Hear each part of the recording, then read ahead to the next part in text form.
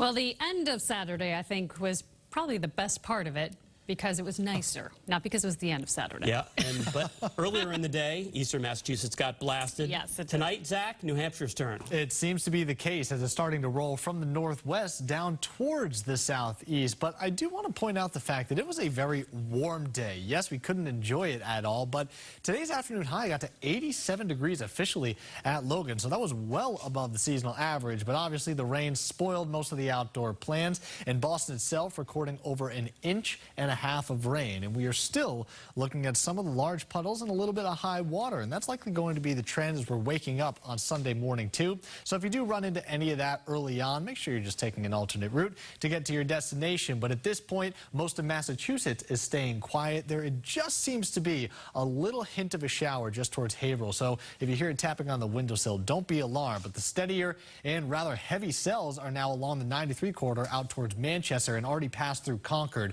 So the Merrimack Valley is starting to get a taste of round number 2. This is what we are tracking in to arrive locally, more so for Sunday afternoon and evening. Some isolated pockets can't be ruled out tomorrow morning, but while some see a little bit of rain, others will actually have breaks of blue sky. We're really anticipating the stronger stuff to occur in the afternoon and evening, a similar timeline to what we had today, but thankfully less of an impact, not as much of a severe weather threat. And then looking ahead, we are going to be bright and warm rolling into the first week of July. We can't seem to shake the humidity, so the air conditioning likely running, even though we would like to open up the windows, maybe air things out.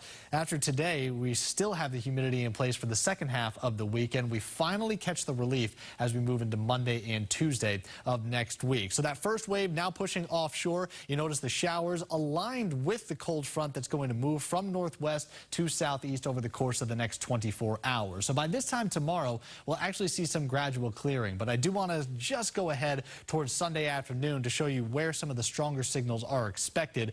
And we could see them right along the Mass Pike, but again, it's coastal locations and out towards southeastern Mass that likely sees the jackpot in terms of rain totals on Sunday. I think it's heavy downpours and increased wind speeds. We could notch in another half an inch to full inch. I think that inch-and-a-half mark that this model is saying is a little overzealous, but still can't rule out some flooding potential if you caught directly under one of these cells. So what was today the slight risk category in the yellow, tomorrow is going to be the marginal risk. So not as much for hail development or damaging winds, but it's more about the heavy rainfall that we really have to consider. The good news is everyone is drying up early next week. With mild temperatures returning, we will see a surge in our afternoon highs. After tomorrow, we'll only get into the upper 70s. We're back into the 80-degree mark on Monday with more sun than anything else. Cooler at the coastline on Tuesday, but interior spots will be approaching the 90-degree mark right there on Wednesday too. And there you have it, 90 returning for the 4th of July. Even warmer still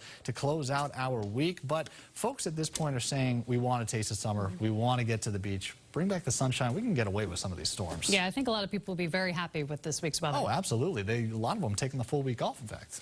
They'll also be happy you moved the 4th of July back a day. To the 4th and not the 5th. Not the 5th. I just like celebrating the 5th too, right? I don't blame you. Thanks.